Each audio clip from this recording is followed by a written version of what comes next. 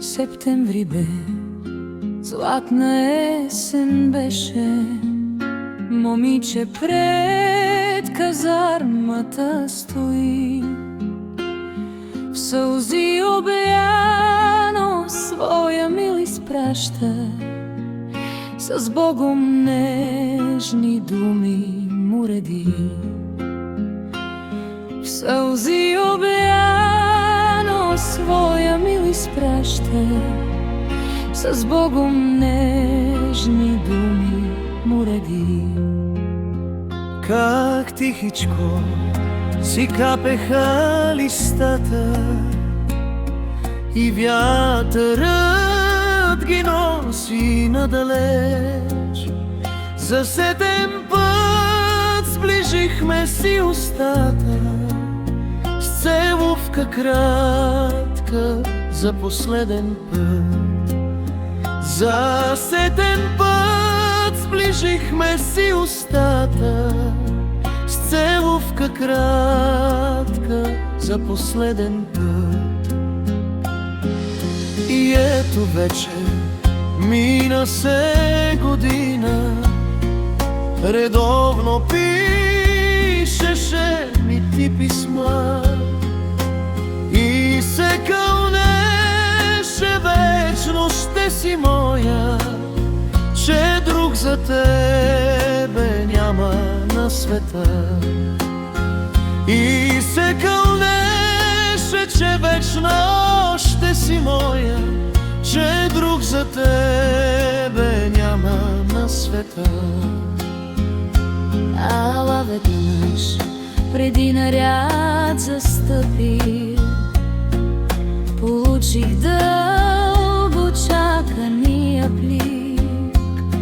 Прости, прости, че се омъжих, скъпи, прочете с бока старият войник.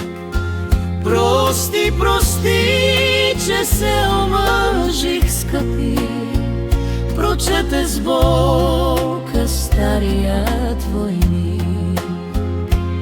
оставих плика, взех си автомата, изтрих грижливо смазаната цев и се зарекох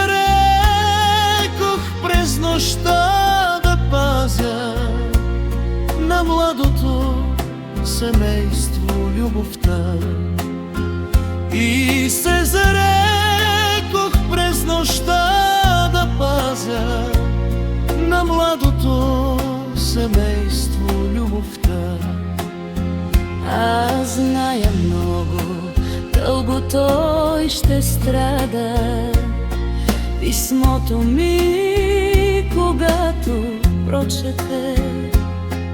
Но аз имам вече друга радост, съпруга съм и имам си дете.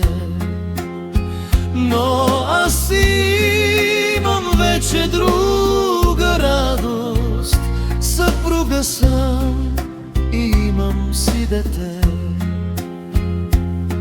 Пред твоя дом сигнал аз изсвирих, излезна ти с детенце на ръце. Обърнах се и плахо си отидох, остана ти с разплакано лице. Обърнах се и плахо си отидох, остана ти с разплакано лице. Съдба, съдба, защо си тъй жестока? Защо отне ми първата любов? Върни ми я, тя трябва да е моя. Върни ми я, върни ми я любов. Върни ми я, тя трябва да е моя. Върни ми я, върни ми я.